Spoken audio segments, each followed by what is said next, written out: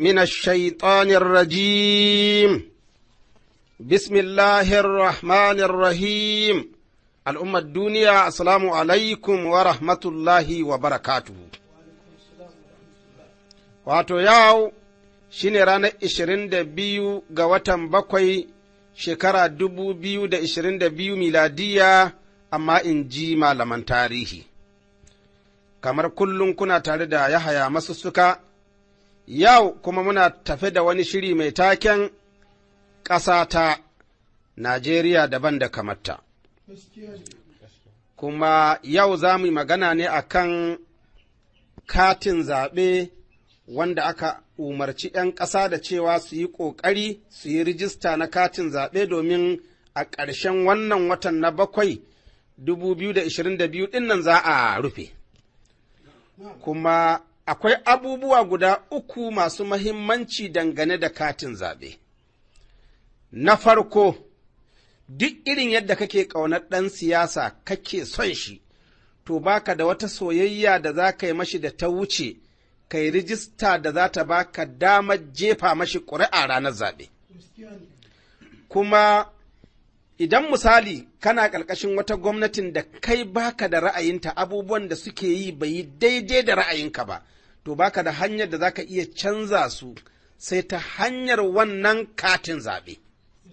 Haka kuma idan gwamnatin abin da take yi ya yi maka, kana son tabbatar da ita akan wannan mulkin, shi ma baka da ƙaunar da za ka gwada ka tabbatar da ita sai ta hanyar katin zaɓen nan. Kuma fushi da wasu al'umma suke yi cewa ni na yi zaɓen nan ban ga ranar shi ba, saboda haka ni ban ma ƙara zuwa in jefa ƙuri'a. Wannan fushin naka kuma shi ne dalilin rishin yin zaɓen kai a ganinka, to kuma shi ne ma dalilin yin zaɓen. Idan har haushi aka baka kila kayi wani abu da ka zaci kaza bai zama kaza ba, to baka da wata hanya da zaka canza wannan abun da ya baka haushi sai ta hanyar katin zaɓen. Idan ka ƙi kuma a lokacin ka ba wasu dama ne. Duk sadda ka ƙi, to akwai wasu al'ummar da su kuma za su yi, kenan za a rinjaye ka. Ina fata an gane. Kuma son ƙasa, mu ce kishin ƙasa kamar yadda ake faɗa, wato abu ne wanda yana daga cikin addinin musulunci. Domin duk irin yadda kake mai addini, to abu biyu ne zai baka damar yin addinin nan a natse. Abubuwan nan guda biyu shine akwai tsaro ya zama kana zanne lafiya baka cikin tsoro, sai kuma wadata ya zama baka cikin yunwa. Waɗannan abubuwan guda biyu in kana cikinsu, to baka samun damar yin ibadan. Shi yasa idan ka duba Allah da ya ce li'ilafi Quraish, ilafihim rihlatash shita'i was-sayf, sai Allah ya ce falyabudu rabb hazal bait. Su mutanen Quraish din nan su bautawa ubangijin wannan ɗakin na Ka'aba, allazi ab'amahum min ju'in wa amanahum min khawfin. Wanda ya ciyar da su ya raba su da yunwa kuma ya amintar da su ya raba su da tsoro. Dalilin haka ya zama ila fihim rihlatash shita'i was-sayf. Ba su tunanin wata matsala suna yin transport ko lokacin sanyi ko lokacin zafi ba su da wata matsala. Kenan sai akwai kishin ƙasa wurin hukuma da mutanen ƙasa zai sa a kawo tsaro da wadata har mai addini ya samu damar yin addinin nasa. Mai kuma harkar kasuwa ya samu damar yin kasuwanci. Shi ma mai mulkin ya miƙe ƙafa cikin mulkinsa a yi masa fadanci ya ji daɗin mulkin. Duk da kasancewa mu masu da'awa, wato kowaɗanne al'umma namu ne, musulmi ne ko Kirista, domin addinin musulunci wallahu amarana bil adali ala kilaihima bi gaddin nazari an dinihima. Allah ya umarce mu ne da mu yi ma kowaɗanne al'umma adalci ba tare da lura cewa wani addini suke yi ba. Domin mu babban abin da ke gabanmu shine ya za mu yi bayanan da za su taƙaita ɓanna, kuma ya za mu yi bayanan da za su ƙara kawo gyara. Kenan abin da ke ga mai da'awa wato taƙaita ɓarna da kuma ƙoƙarin kawo gyara. Don haka kenan wajibi ne a wurinmu mu sa fitila, mu haskawa al'umma abin da muka hanga wato ta fannin ilimi yaya zaɓe yake. Domin shi kishin ƙasa abu ne ma na ɗabi'a akan kowace halitta an liƙa ta an halicce ta tare da kishin muhallinta. Ba sai ɗan adam kaɗai ba, ka ɗauki dabba yanzu inda za ka sai da dabba a unguwa ta kusa da kai, to wannan dabbar da ka sai da ana nan sai dai ka ga ta dawo gida.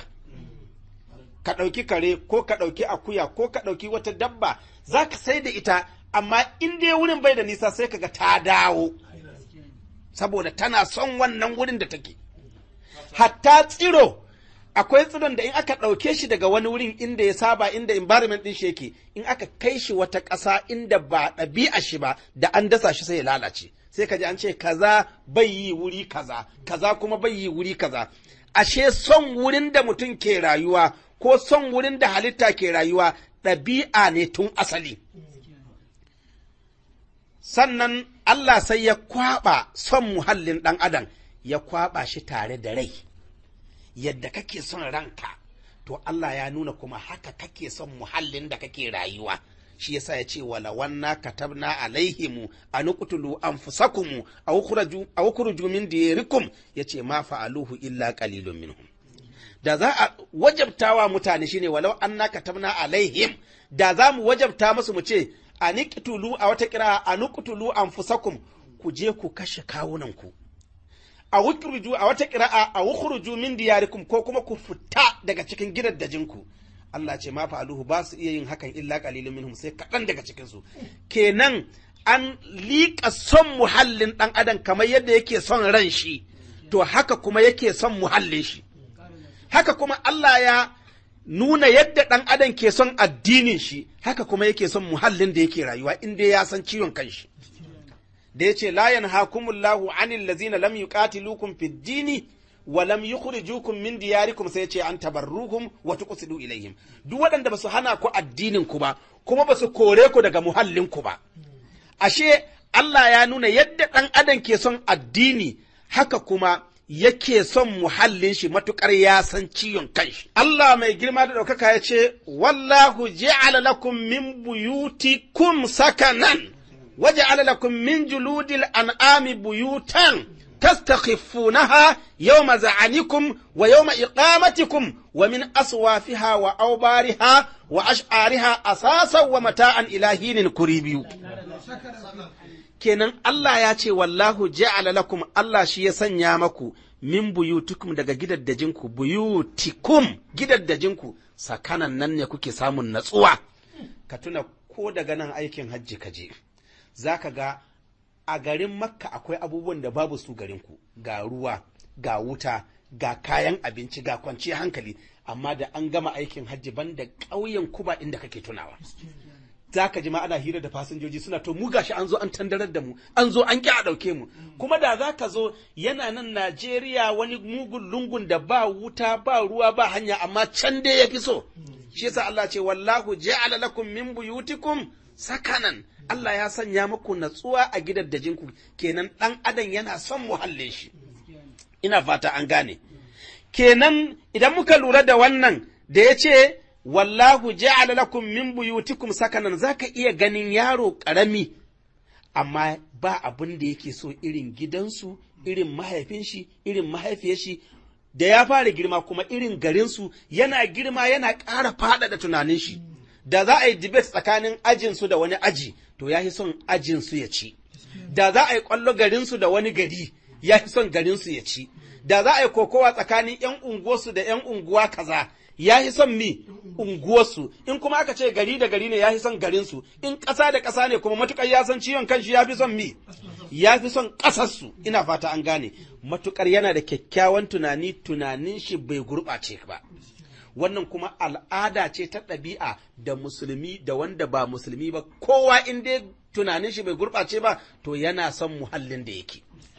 Ka tuna masu imani lokacin da Allah ya masu wahayi cewa su bar garin tun da an takura masu, an matsa masu, an fidda su daga gari, sai Allah ce kama akhrajaka rabbuka min baitika, kama akhrajaka rabbuka min baitika bil haqq wa inna fariqan minal mu'minina lakarihun. Allah ce kama akhrajaka rabbuka min baitika bil haqq, kamar yadda ubangijinka ya fidda ka daga cikin garinka bil haqqi don gaskiya saboda ka faɗi gaskiya aka kika sai Allah ce wa inna fariqan minal mu'minina fa ba kafirin ba da yawa daga cikin masu imani da karihuna ba su son hita daga garin su sun yi so su zanna inda suke garin da suka saba shi yasa dan adam duk inda ya tashi yayi kurciya anan ya girma yayi wayo yayi aure garin ko da wata tafiya ta maida shi wani wuri da zama to dukkan labarin shi yana dawowa ne ga wannan garin inda ya tashi da zai haɗu da wani wanda ya san wannan garin a wata ƙasa can ya zama abokin shi kawai automatically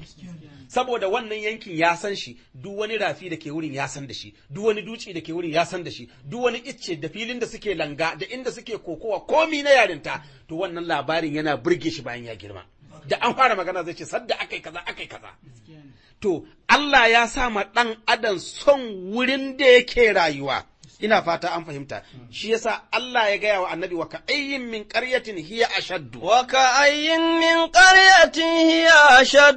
quwwatan min qaryatika allati akhrajatka halakanahum fala nasira lahum kaji da aka ce wa ka'ayyin min qaryatin hiya ashaddu quwwatan min qaryatika wannan ƙaryatika ɗin cewa garinka ne kai annabi Muhammad kenan akwai garuruwa da dama amma Allah ya ware maka cewa kai wannan garin naka annabin garinka ne kuma hidda ka akai ba dan kana so ba shi yasa aka ce aka rajatka ita alƙarye ita ta hidda ka ma'ana mutanen alƙarye kenan ina fata an gane shi yasa kowaɗanne al'umma zaka ga in sun san ciwon kansu sukan yi alfahari da inda suke ka ɗauka ko da a ɓangaren masu mulki ko ɓangaren masu kuɗi, ko ɓangaren malamai, ko talakawan zaka ga akan danganta su da inda suke.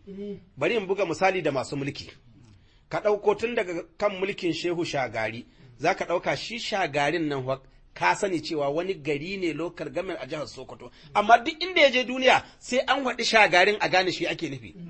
Da za ka zo ka kwana kana cewa zamanin mulkin Shehu, sai an ce wani Shehu, sai ka ce Shagari. Ko baka hada da shehun baka ce Shagari an gane ina fata an gane idan kuma ka zo ka ce lokacin da Rimi yana gwamna ba sai ka hada da Abubakar din ba to Rimin kuma sunan gari ne a karkashin Sumaila haka idan ka shekara cewa Aminu ba a gane wani Aminu amma an ka ce Aminu Kano to an san wa ake nufi ina fata an gane haka cikin masu kuɗi in ka zo ka ce dan Kabo to mutanen Kabo nawa ne amma wannan mutumin da Allah ya ɗaga an san shi ne amma ya danganta kanshi da garinsu sai ka ɗauki cancangi shi ma cancangin wani gari ne ina fata an gane mu ɗauka daga cikin malamai in ka ce Shak Abubakar ba a gane amma in ka ce Abubakar Gumi to Gumin gari ne wata lokar gami a jihar Zamfara yawa haka in ka ce Tahiru Usman Bauchi wannan Baucin sunan garinsu ne haka in ka ce Zakzaki an nasabta shi ne zuwa ga Zaria kamar ni yanzu in ka ce Yahaya Masussuka in za ka kwana cewa Yahaya ba a gane wani haya amma sai ka danganta ni da ina da garinmu sai a ce Masussuka da haka in ka zo ma kusa da ni ka ce man Yahaya America ko Yahaya London ko Yahaya Faransa ko Yahaya Makka na san kuri ne kake ƙarya kake sai ka kai ni ƙauyen nan namu da Masussuka sannan na yadda da ni kake to kuma akwai bambanci tsakanin kishin ƙasa da kuma ɓangaranci akwai abin da ake kira ɓangaranci wanda Ƙur'ani ya hana iz ja'ala allazina kafaru fi qulubihimul hamiyatal jahiliya wato ɓangaranci irin na jahiliya ka ɗauka in ba ƴan garin ku ba kowane ƴan gari banzaye ne ka ɗauka in ba garin ku ba kowane gari garin banza ne ka ɗauka in ba ƙabilar ku ba kowace ƙabila ma baka yadda da ita ba wannan shi ake kira shi kuma ɓangaranci ba shine wato kishin ƙasa ba kishin ƙasa ka yadda cewa cikin kowaɗanne al'umma ana samun mutanen kirki cikin kowaɗanne al'umma ana samun mutanen banza a kowane gari akwai mutanen kirki a kowane gari akwai mutanen banza sai dai zama a iya cewa gari kaza yahi yawan al'umma kaza ina fata an gane kuma tayyu wani ya ji wannan muhadarar ya ce to wannan rabe-rabe da aka yi ba turawa ne suka raba ba duk ƙasa ba ta Allah ba ce saboda haka dukkan ƙasa ai ta Allah ce ba dalilin a ce ƙasa kaza daban ƙasa kaza daban a'a ka dai diba Qur'anin da kyau ai Allah ya kawo ma labari ya ce falabista sinina fi ahli madiyana kai annabi Musa falabista sinina fi ahli madiyana summa jita ala qadar ya isa To nan gashi Allah ya kamo sunan Madayana, wani wuri kuma ya ce ma kana li ahlil madinati. Ma kana li ahlil madinati wa man hawlahum min al-arabi. Ya isa, kaga nan Allah ya kira sunan Madayana ya kuma kira sunan Madina. To ka tabbata kawo Madina daban Madayana daban. Bai yiwa a ce Madayana ita ce Madina, Madina kuma ita ce Madayana. Haka ne ko ba haka ba? Kenan tuni dama Allah ya sa garuruwa ai yanki ne. Wa huwa allazi kaffa aydiyahum ankum wa aydiyakum anhum bi badni makkata. Nan an kira sunan Makka. To wani wuri kuma Annabi Yusuf ya ce wa qala dukulu misra. Wa qala dukulu misra insha Allahu amini. Ya isa wa qala dukulu misra insha Allahu aminina. Kenan an waɗi Misra an waɗi Makka. Ka san ko Makka daban, Misra daban. Baka ce man Misra ita ce Makka, Makka ita ce Misra, kenan dole akwai ma wata iyaka da za a ce nan shine iyaka kaza da kaza. Da haka yanzu baka ce man Najeriya ita ce Niger ita ce Abrikos ita ce Ghana, kenan ƙasashe ne daban-daban. Ina fata an gane. Haka zo kan dole ka ce Katsina daban, Dutsen ma daban.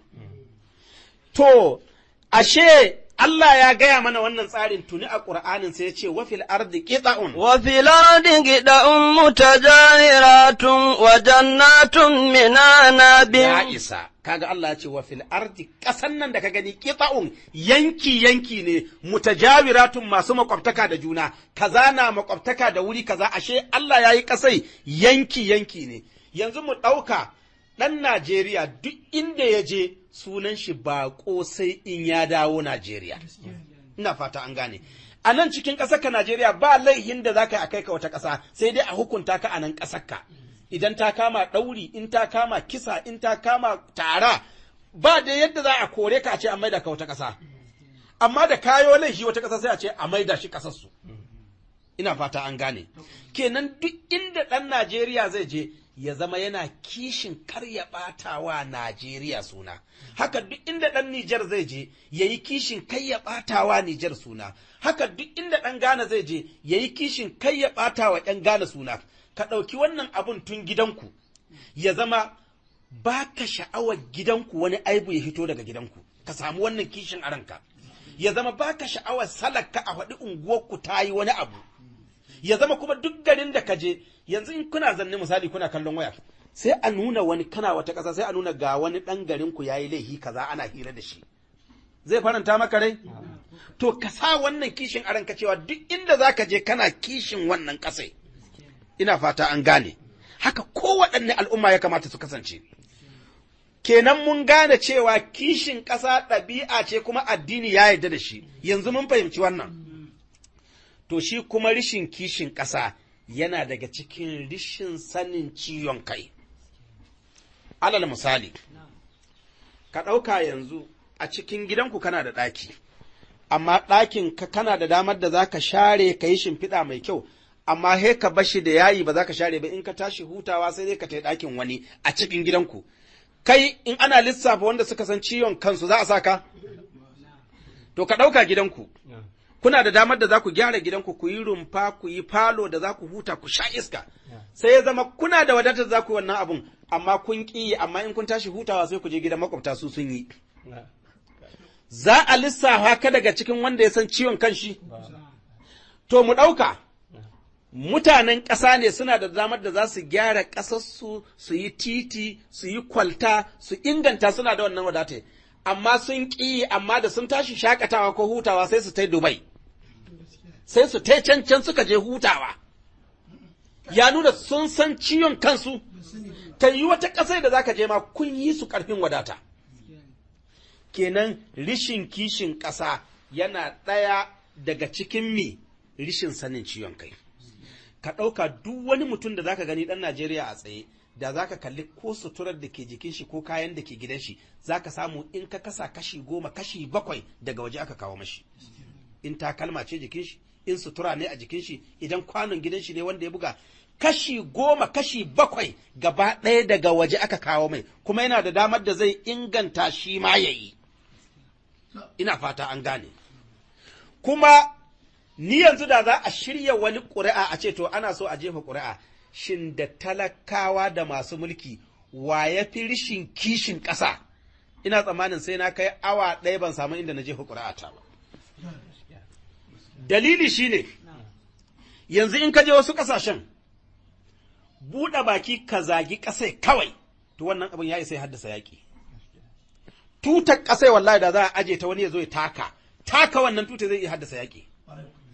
Amma yau da za ka tadda al'ummar Najeriya zaune, su ɗin su za su taru kaji suna zagin Najeriya suna ce, hawa wani irin wannan ƙasa ma ina amfani wannan ƙasa. Su ‘yan Najeriya ne, su suke zagin ta, to ina ga kuma wani wuri, idan da wani zai zo daga wata ƙasa, shi ya san kishin ƙasar su bai zagin ƙasar su bai bari a zage ta, to in ya zo nan ya ƙi zagin ƙasar ku za ku zaga gaban shi ma ku koya mai. Yanzu ba ka fara zuwa China, ka zagi China gaban ɗan China, ba ka fara kai ma. Ba ka zuwa Amerika gaban ɗan Amerika ka zage ta. Ba ka zuwa Oman ko Saudiya ka zagi wannan ƙasai gaban, saboda me? Saboda suna kishin wannan ƙasai, duk abin da zai ɓata sunanta, to ba su taɓa yadda su yi wannan abun. Ina fata an gane. Kuma kamar yadda na ce inda za a tambayin sai na rasa shin talakawa suka fi rishin kishin ƙasan nan ko masu mulki. Ka ɗauka, mutanen unguwa ne za su rika kuka ba su da wuta. Idan aka yi ƙoƙari aka kawo masu wutai, su talakawan wurin wani zai shiga taransifoma ya zare wani ƙarfe ya sace shi ya saida. Da za a zo a kawo sola unguwarku babu ku ga haske da daddare, su wannan talakawan da aka kawo mawa su za su zo su sace fanal ɗin su je su saida. Sun yadda kowa ya bar ganin haske inda sun samu kuɗin shorisho.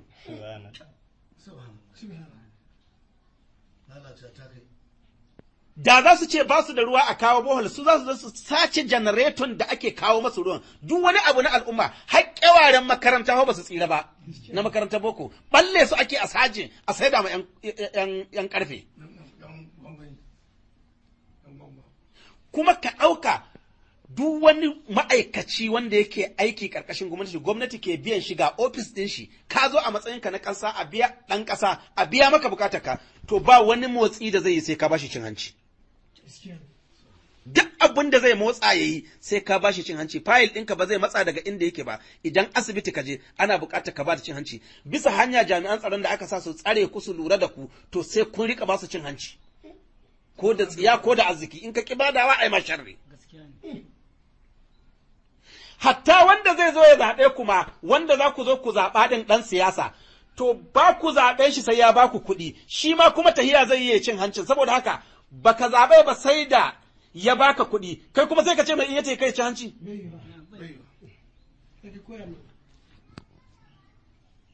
Kuma su talakawan da za a ba su haushi wani abu na hushi ya same su, zuwa za ka kaga sun zo bisa kwalta sun hura wuta, kwaltar ta ƙurme ta lalace, ko su je su ƙona sakatariya, kuma sun mance kayansu ne su talakawa su za su amfana da shi, kuma sun je sun ƙona wannan abun.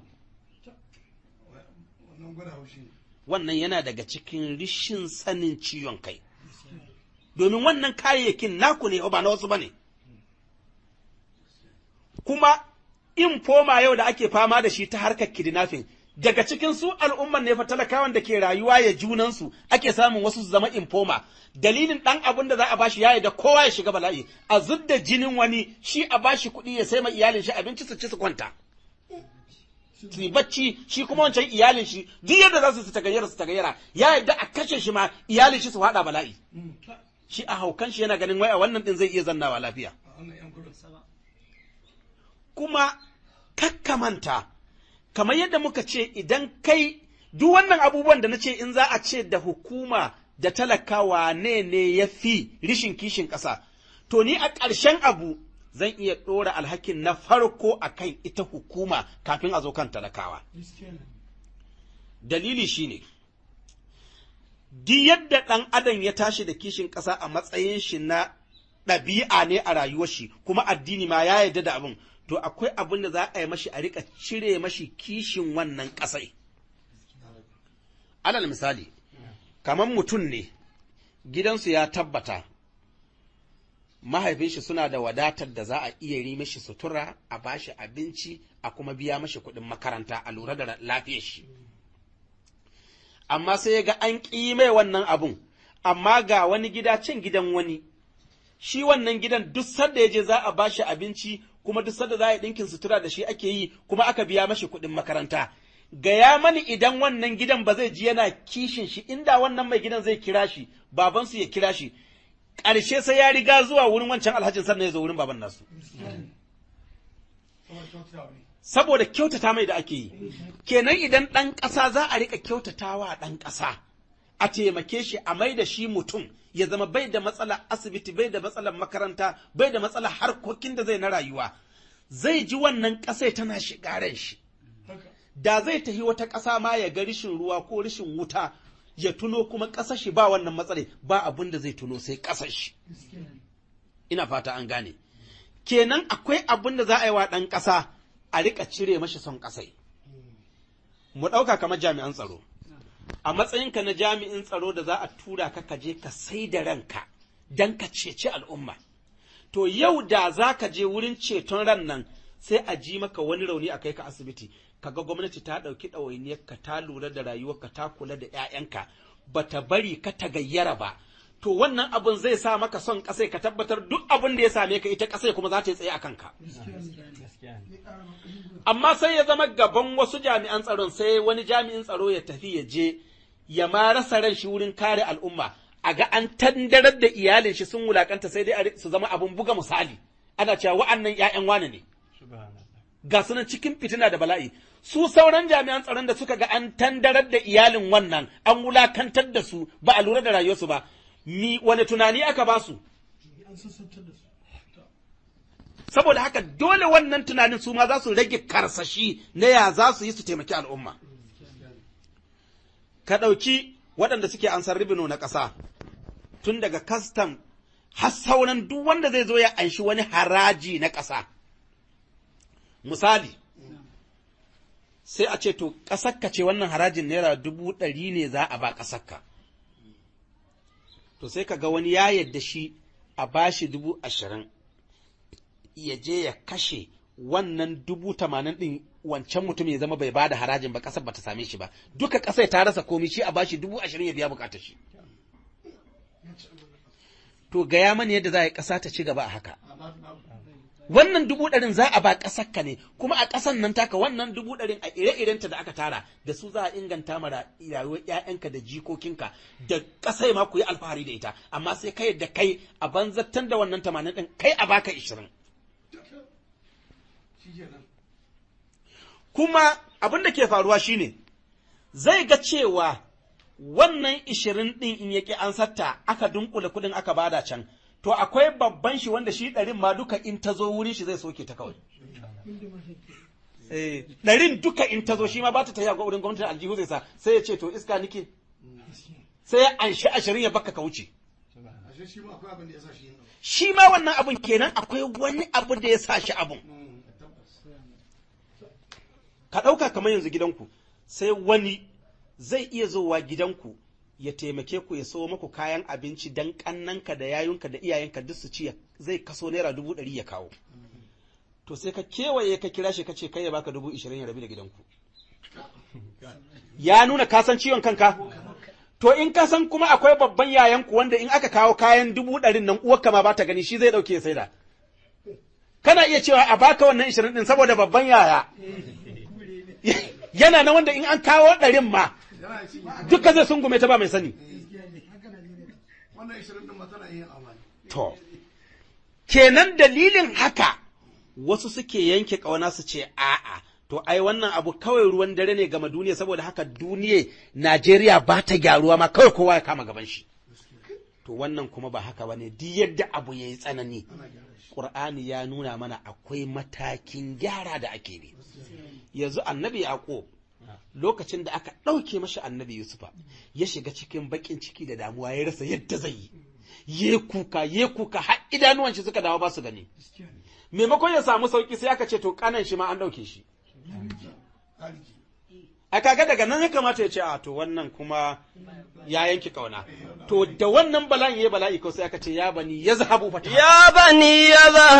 fatahassasu min yusufa wa akihi wa la tayasu min rauhillah innahu la yasu min rauhillah illa alqaumul kafirun. Kaji da abin ya tsanani ba a ce to wai an yanke kauna ba, sai aka ce a'a yace ya bani ya ku yana izhabu ku tafi fatahassasu min Yusuf wa akhi, ku je ku nemo man labarin Yusuf da dan uwansa. Yace wala tai asumin rauhillahi, kakku yanke kauna da hutun Allah. Duk yadda abu ya tsanani kakku yi tsammanin bai wucewa. Innahu la yayi asumin rauhillahi, ba mai yanke kauna da hutu na Allah illa alqaumul kafiruna, sai mutane waɗanda suke kafirai. Kenan wannan yana nuna maka duk yadda abu ya tsanani kaka ce a'a ai shi kenan wannan abu sata kuɗi a Najeriya ta zama ruwan dare gama duniya, kai ma in ka gani na gaban ka saci. Shi kassara ƙasa, an sa cin hanci da rashawa ba abin da yake gurɓata ƙasa ya lalata ƙasa sai wannan abun, domin sata ce. Ita kuma sata tana daga cikin alfasadu fil ardi, tana daga cikin barna a bayan ƙasa. Shi yasa ƴan uwan Yusuf suka waiwaya suka ce qalu tallahi laqad alimtum ma qalu tallahi laqad alimtum ma jina linufsida fil ardi wa ma kunna sariqin. Sai da suka rantse suka ce mun rantse da Allah, ma ji ina linufsida fil ardi, bamu zo dan mu barna a bayan ƙasa ba. Sadda aka ce sun dauki, aka ce ayyatu hal iru innakum lasariquna dinnan, suka ce ma ji ina linufsida fil ardi, bamu zo dan mu barna a bayan ƙasa ba. Suka ce wa ma kunna sariqina, mu ba barayi bane. Kenan yin sata alfasadu fil ardi ne, ba ta ƙasa ne. Shi ne Allah ya yi mutane kashi da ya ce wala tudi'u amral musrifi, kada ku bi umarnin waɗanda suke mabarnata ne, domin su mabarnata da aka ce wala tudi'u amral musrifin, to allazina yufsiduna fil ardi wala yuslihun, su ne waɗanda suke barna a bayan ƙasa ba sa yin gyara. Ire-iren su wa iza tawalla sa'a fil ardi, wa iza tawalla sa'a fil ardi liyufsida fiha wa yuhlika al-harsa wan nasl. Kaji maganai. Ashe kar ka manta cewa ku al'ummar duniya duk wata kujera da kake kanta yau, to wannan kujere ho wani ne ya mutu aka aza ka bisa ita. Kai minista ne, ciyaman ne, darakta ne, a'a shugaban ƙasar ne kan shi, gwamna ne, kar ka manta wannan kujerar ba kai ke bisa ba jiya, gobe kuma in Allah ya kai mu ba kai ne sama ba, yau ne kake kai. To duk sadda aka gusar da wasu aka kawo ku, wannan gusar wadda Allah ke yi yana kawo ka ne kai ɗin ya ga kamun luddanka.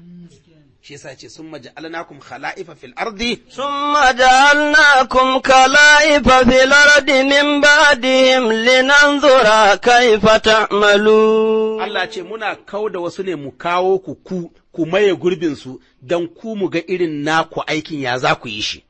Za ku biye ma waɗancan koko kuma za ku gyara ne. Shi sai ce wala tufsidu fil ardi ba'da islahiha. Allah ce kar ku yadda ku bata ƙasa mana bayan gyara ta. To kenan yanzu al'ummar Najeriya jawo hankalin da nake so in yi kan wannan katin zaɓe shine, ka sani yanzu shine damarka ta ƙarshe. Duk abin da zaka ga wasu suna yi a harkar siyasa, masu karta wuka da masu ashar da masu zagi, duk abin da suke mara amfani ne, jefa ƙuri'a ya fi shi. Da haka kakkai gardama da kowa, kakkai faɗa da kowa, kakkai ashar da kowa, jefa ƙuri'a yi tafiyarka. Kamar yadda muka ce, mu a matsayinmu na masu da'awa, za dai mu haskawa mutane fitila, amma ba mu cewa je ka zaɓiwa ne. Amma a matsayinka na mai hankali za ka je ne ka yi nazari ka ga, wane ne yake kishin al'ummar ƙasa? Wane ne wanda da wata matsala ta samu talakawa zai bar abin da yake ya tafi ya tsayin daka kan rayuwar waɗannan talakawan sai ya ga sun fita daga wannan matsalai. Kakka damu da wace jam'iyya yake yi, in dai yana kishin al'umma to wannan mutumin shine naka. Kakka damu da matsalar ka kai a ce yana magance ma taka matsalai. Dukkan al'umma ƙasa al'umma ne, idan wasu suka shiga bala'in wasu ne zai faɗo maka kai. Domin bala'in wani in dai a duniya ne yana shafa wani, lahira ne na wani bai shafa wani. Amma a duniyance matsalar wani tana shafa wani. Yanzu ga al'ummomi da ke cikin daji da ba a ba su ilimi suka san ciwon kansu ba, suka zamto suna rayuwa irin ta dabbobi, yau ku da ke garin sun hana ku zauna lafiya? Kenan matsalar wani, idan wani ya taho kan kwalta da su ɗaɗɗar taya, kun zo yin kiliya sai taya ɓangaren shi, ɓangaren ka a tashi can sai ta yi bindiga, wajen wa zai yo? Wajen kayo. Kenan matsalar shi ta yi mi? Ta shafe ka. kenan akwai bukatar mu kalli su kansu 'yan siyasa mu ga wane ne ya damu da rayuwar al'umma. Akwai waɗanda suna gaba da su ga an cutar da al'umma, ire-irensu kuma Allah ce ba sa ƙarewa, shi yasa ce falaula kana minal quruni min qablikum ulu baqiyatin yanhauna anil fasadi fil ardi illa qalilan mimman anjayna minhum. Shine kullum akwai waɗanda yanhauna anil fasadi fil ardi, da sun ga an yi barna ko an cutar da al'umma ran suna ɓaci, ba su da zama sai sun je sun magance wannan abun.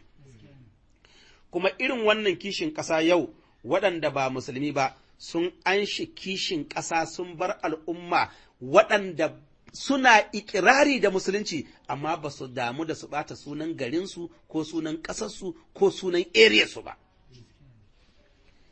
Domin wannan kishin ƙasa da shi Fir'auna ya cusawa al'umma shi har suka yi duk abin da suka yi wa annabi Musa. Domin ya gaya masu da annabi Musa ya zo da gaskiya sai ya nuna ya cusa masu kishin ƙasa. Shi kuma annabi Musa sai ya nuna mashi cewa ya fi shi kishin ƙasai. Da ya ce, ƙala lil mala'i haulahu inna haza. Ƙala lil mala'i haulahu inna haza la sahirun ali, yuridu an yukrijakum min ardikum. Kaji mana. Sai ya ce, wannan mutumin da kuka gani in ji shi annabi Musa, in ji shi Fir'auna yake gaya wa annabi Musa, ya gaya ma al'umma shi shine qala lil mala'i hawlahu, yace inna hadha la sahirun alim, wannan gwanin sihiri ne. Yace kun san abin da yake nufi, yuridu an yukhrijakum min ardikum, yana so ya raba ku da ƙasar ku ne. Ya ɗau hankalinsu da zancen kishin ƙasa. To su kuma dalilin kishin ƙasar su sai suka ga komi za su iya yi akan wanda zai raba su da ƙasar su.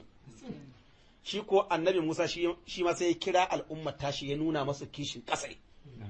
Fiye da abin da shi Fir'auna ya shine wa qala Musa liqaumi ista'inu billahi. Wa qala Musa liqaumi ista'inu billahi wasbiru inna al-arda lillahi yurisuha man yasha'u min ibadihi wal aqibatu lil muttaqin. Kaji ƙarshen magana mana.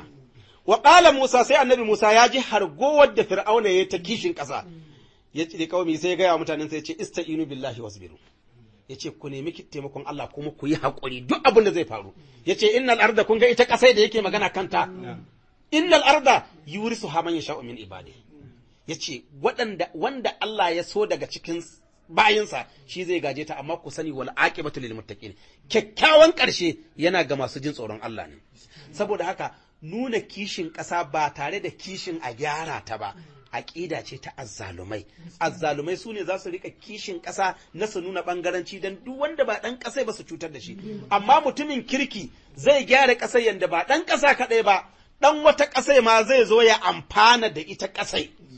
Amma aƙida azzalumi shi kuma zai yi gorin ƙasai ne kawai don fankama da ya cutar da duk wanda ba ɗan ƙasa ba. Shi yasa ya ce ya ce wa وقال الذين كفروا لرسلهم لنخرجنكم من أرضنا أو لتعودن في ملتنا فأوحي إليهم ربهم لنهلكن الظالمين. وقال الذين كفروا لرسلهم لنخرجنكم من أرضنا أو لتعودن في ملتنا. Yace fa auha ilaihim rabbuhum lanuhlikanna zalimin, shine suka kafa ka'ida cewa duk wanda yake ba dan ƙasa ba a nan wurin to shine wanda bai bi addinin ba, ko kai waye in ka ƙi yin addinin mu to zamu kore ka daga cikin ƙasar mu. Kenan su kishin ƙasar su na zalunci ne.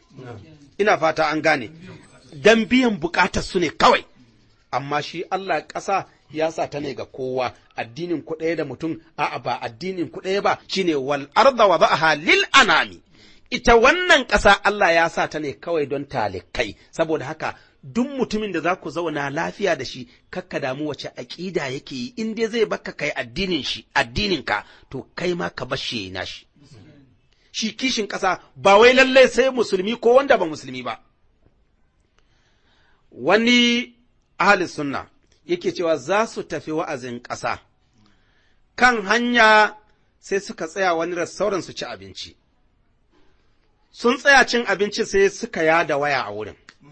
Sai wata baiwa Allah Kirista ita ta tsinci waya, ta ɗauki waya tana aiki wurin. To, sai aka bugo lambai, sai ta ɗaga ta ce, to, nan hotel ɗin kuka bar wannan waye. to ba su dawo iso wurin ba har ta tafi coci. Tana cocinsa yake cewa da aka kira sai ta ce to, ku zo daidai ƙofa coci kaza, ina coci ne yanzu, sai zan hito bakin ƙofa in ba ku waye. Ya shiga, suka zo bakin cocin suka tsaya, ta hito suna ibada su can cocin, ta hito ta ba su waye, ta koma cocin ta suka ci gaba da harkokinsu. To, ita kuma wannan waye a can wurin wa'azin ƙasai aka zare mai ita aka sace ta. A wa'azin ƙasai can aka sace mai ita, inda ya je, amma kuma ga Kirista ta hito coci ta ba shi waye shi. Kenan ka yarda cikin musulmi akwai mutanen kirki a ɗabi'a da rayuwa da mu'amala, a cikin kiristoci ma akwai mutanen kirki a ɗabi'a da rayuwa da mu'amala, addini kuma lakum dinukum waliya dini, ka yi abin da ka fahimta in yi abin da na fahimta, amma a ɓangaren rayuwa da hudodi da harkoki mu yi tare, wannan shine zai ba kowa zaman lafiya a ƙasa. Wassalamu alaikum wa rahmatullahi wa barakatuhu.